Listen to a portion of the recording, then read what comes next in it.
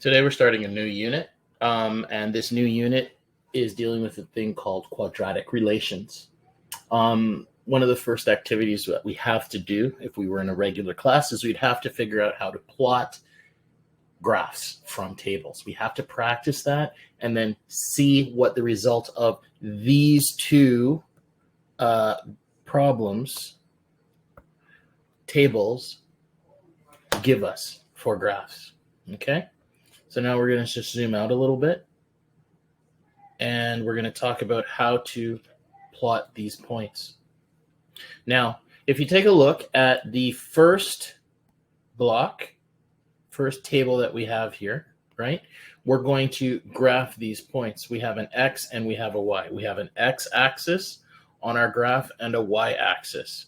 Now, when we're graphing these, all we're going to do is we're going to start by going over from the center, right 4, 1, 2, 3, 4. And it's the reason why it's right 4 is because it's in the positive direction from the 0 point on the x-axis. Now, for the y's, we either go up or down. In this case, we're going, for this one here, we're going down 3, minus 3. So we're going to go 1, 2, 3.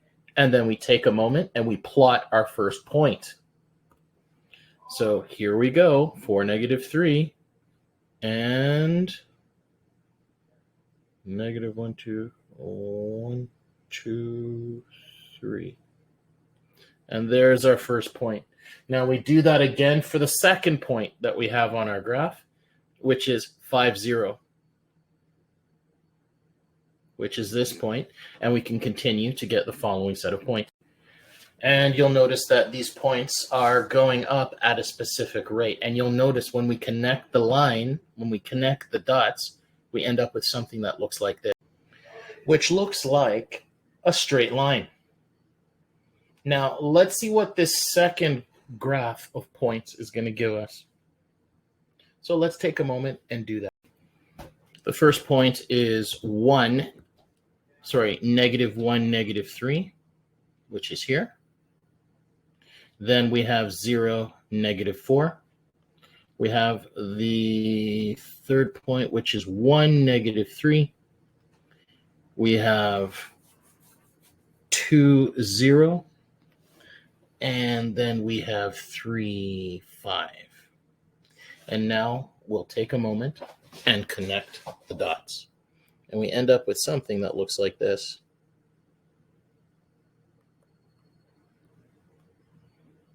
It kind of looks like a smile, doesn't it?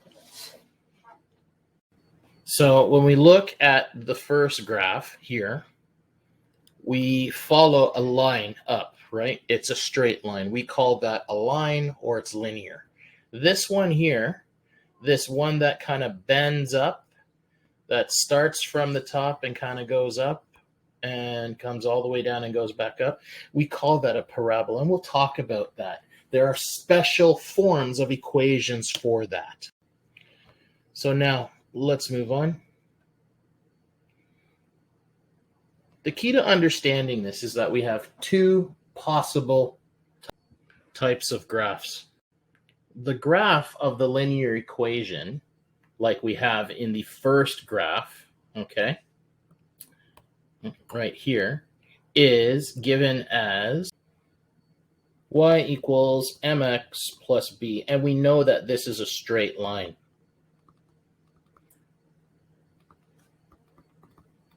Now, just as a quick reminder, remember that the b value was the y-intercept, and this m value was the slope of our lines, okay? Just a quick reminder, okay? Now, this other graph that we have here is the graph of a quadratic equation. So a quadratic equation is something that looks like this. Here's our equation. Y is equal to ax squared plus bx plus c. And we call the graph of a quadratic equation a parabola. So remember, this is a line, and this one here we call a parabola. So the graph of a quadratic is a parabola. The graph of a line or a linear equation is a line. So now we're going to go and revisit some concepts that we learned a while back that dealt with a thing called first and second differences. So when we're talking about this concept called first differences, right? This tells us that for every evenly spaced x value, the difference between consecutive y values is linear. And what we're essentially going to do is in our first and second differences, we're just going to go and take a look at the table of x's and we check, are they going up by the same amount? And then what we're going to do for our x's, we're going to do the same thing for y. But instead of just looking at those numbers, we're actually going to subtract the bottom minus the top number. So in this case, when I look at this problem here, I'm going to say, okay, 4 minus 7 gives us minus 3. Then we do the same thing again for 1 and 4. So 1 minus 4 gives us negative 3. And do that again, we end up with, well, negative 2 minus 1 gives us, you guessed it, negative 3, and so on. Now, you'll notice that when I had a negative value for my second number, I put my second number in a bracket, and I punched it in my calculator exactly as I saw to get negative 3. And we do the same for the last. 8 minus bracket, negative 5 gives us negative 3. Now, that tells us that this is linear. So you would say the first differences are the same. Therefore, this is linear. So remember, if the first differences are the same, then we know something is linear. Okay? Now, the next problem comes when we have something that isn't, when we have a table that doesn't follow the same pattern. You go through the first differences and they're not the same. So let's go and check this next set of problems here. So for this graph, we check our x's. Do they go up by the same amount each time? Yes, they do. But we're going to have to check our y's. So when we go and check our y's, we're going to do bottom minus top again. So negative 1 minus 0 equals, well, negative 1. And now minus 2 minus negative 1 gives us positive 1. And now we're going to do the same for 0 and 3. So 3 minus 0 gives us 3. Then 8 minus 3 gives us 5. And 15 minus 8 gives us 7. And you'll notice if we had our first differences all the same, then we would stop and say that our graph is linear. Our table represents a linear solution.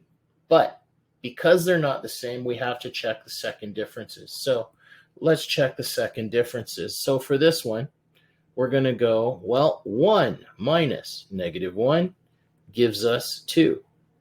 And look at this, 3 minus 1 gives us 2 again. And 5 minus 3 also gives us 2. And 8 minus, no, not 8, 7 minus 5 gives us 2 as well. So that means the following. We would say that this is quadratic. It is quadratic. And the reason why is because the second differences are all the same. So this is a quadratic.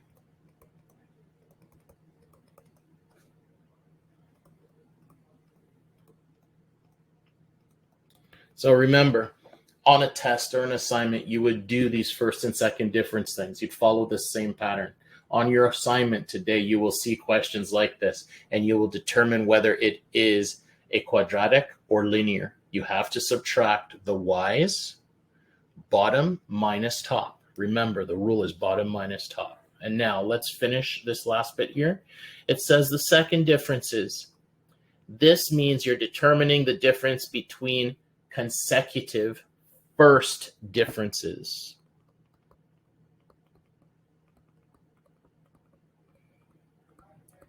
We did this in grade 10, and we did this very fleetingly. You're going to have to practice it and understand it in this lesson today. If you didn't understand it then, you better understand it now. So just a quick recap.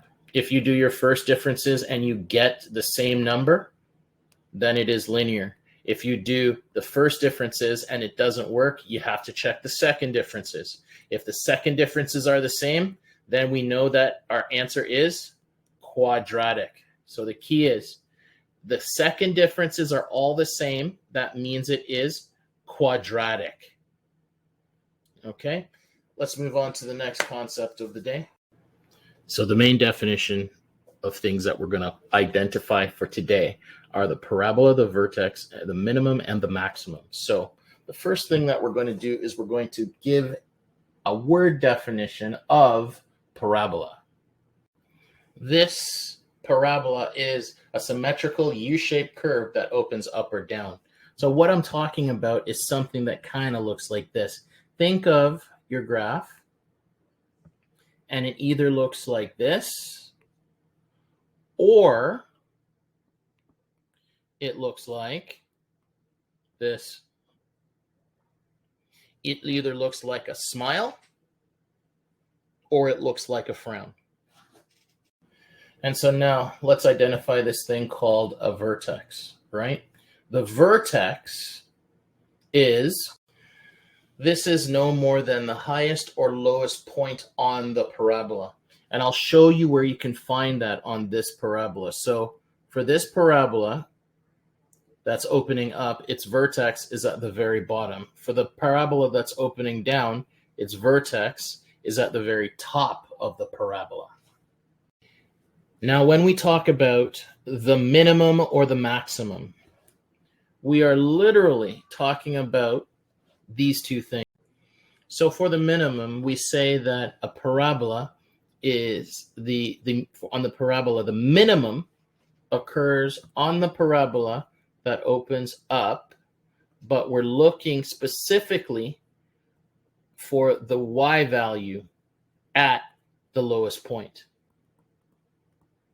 Just remember that, okay? So now we want to know what that y value is, and that is what we call the minimum. The maximum has a point on the parabola that opens down, but we're looking for the y value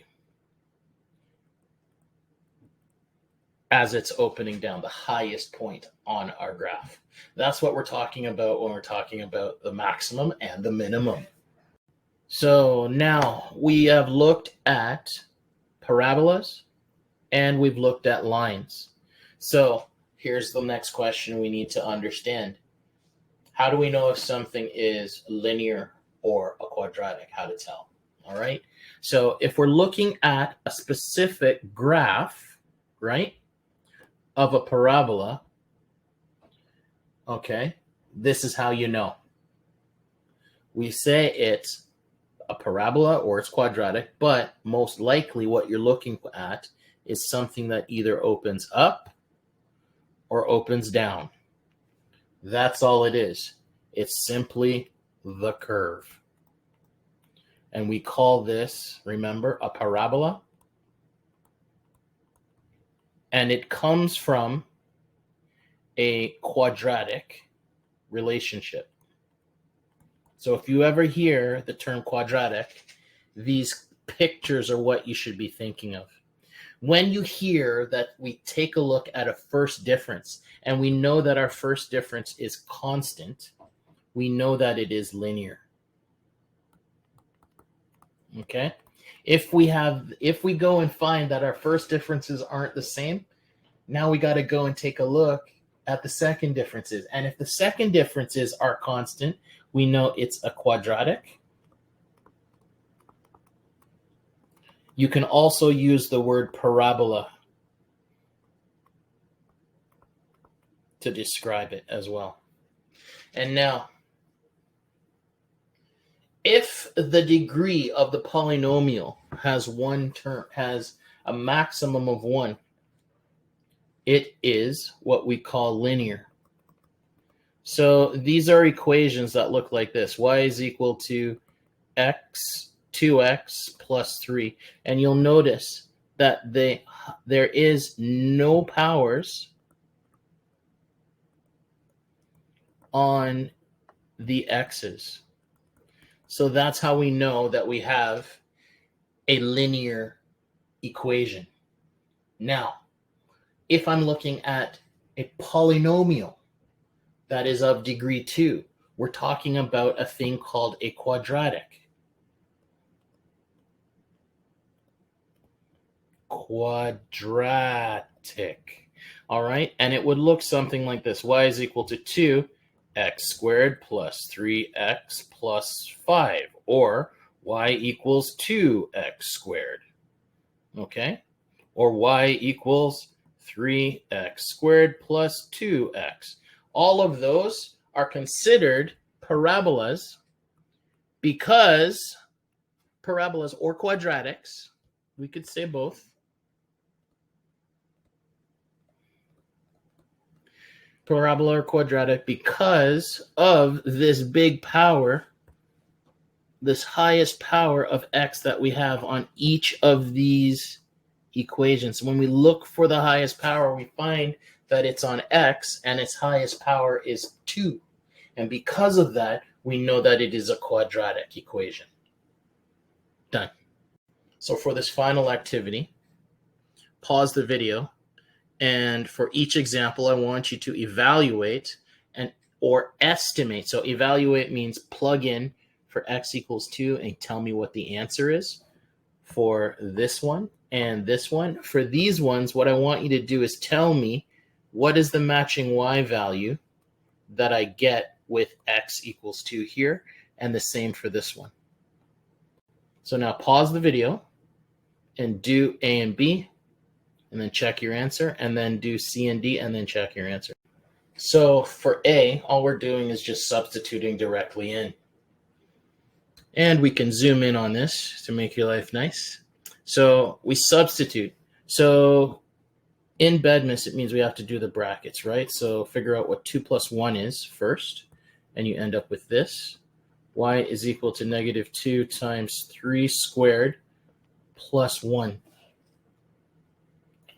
And all we end up doing is simplify. Y is equal to negative 2. 3 squared is 9 plus 1. And negative 2 times 9 is negative 18 plus 1 gives us our final answer of y is equal to negative 17. So for that first one, you should have gotten y is equal to negative 17. We will do some practice questions like this later. For this next one, we're going to plug in for x and solve for y. So we plug in 2. So 2 bracket minus y plus 7 equals 0. And we plug in our 2, and you end up with 4 minus y plus 7 equals 0, which means negative y is equal to positive 11 equals 0. So I'm just going to move that. I'm going to put minus y is equal to negative 11. And then we divide both sides by negative 1. So we got negative y divided by negative 1 equals negative 11 divided by negative 1. So y is equal to negative divided by negative is positive. So the answer is positive 11 as our final answer. Now, to find the matching y value for our graph here, all we have to do is for our x's, we find our x value, which is here. And all we do is extend our line up and then draw a horizontal line across from the touched line. And we see that it's about, so y equals about 2 what would you say, 2.4? Let's go 2.4.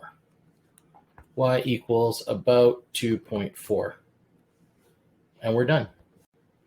Now, for the next one, we're going to do that again, but this time we might have a number that goes off of our chart. So we find our x on our line, and then we extend it up, and we kind of make a guess. In this case, I'm assuming that my answer is y is equal to 7. At this point, I kind of guess it's y equals 7 because we can kind of guess that, and we're done. That's it, okay? And imagine if we extended the line back and connected, we would think it was about 6 or 7, and we're done. All right, so now we're going to go on to our last problem of the day. So our last problem is this.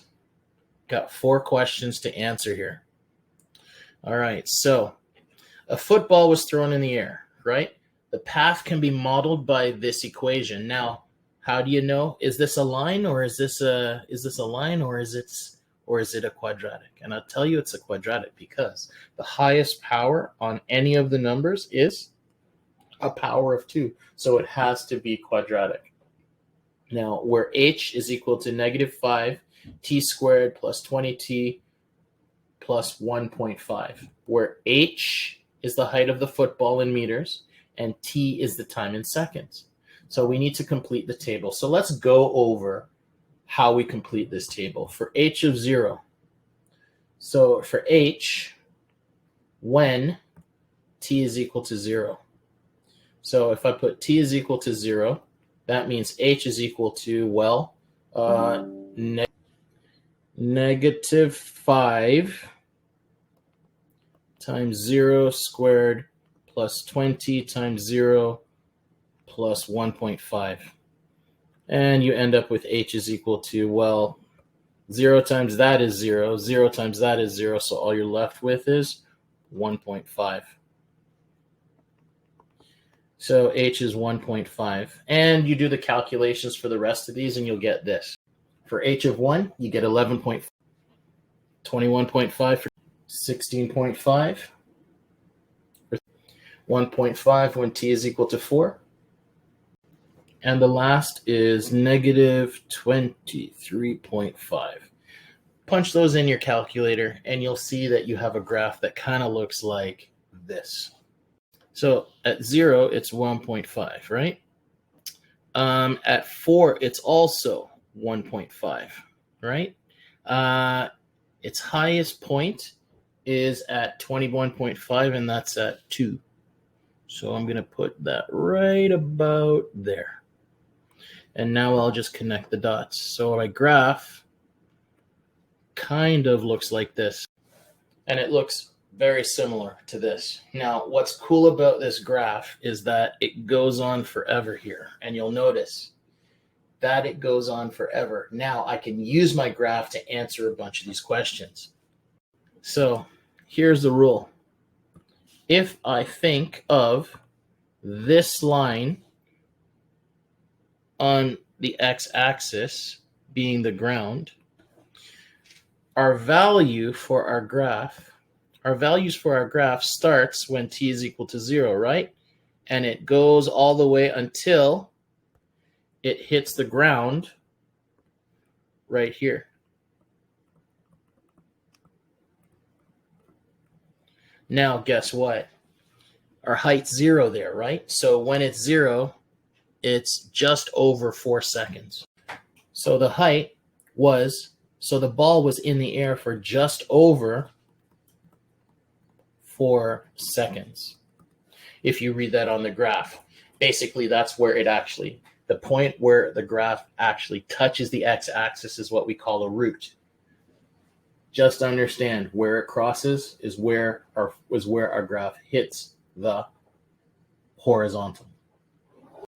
So if I'm looking for the vertex in this relation, we said that this would be our vertex up here, right?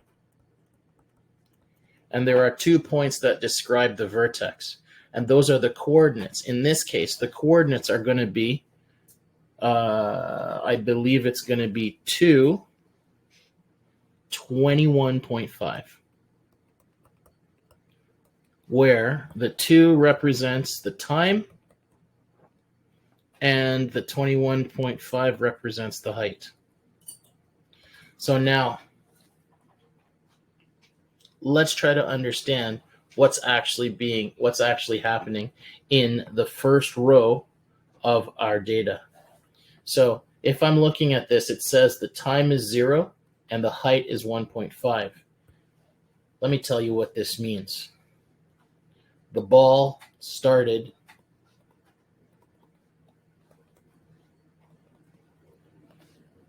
at 1.5 meters above the ground.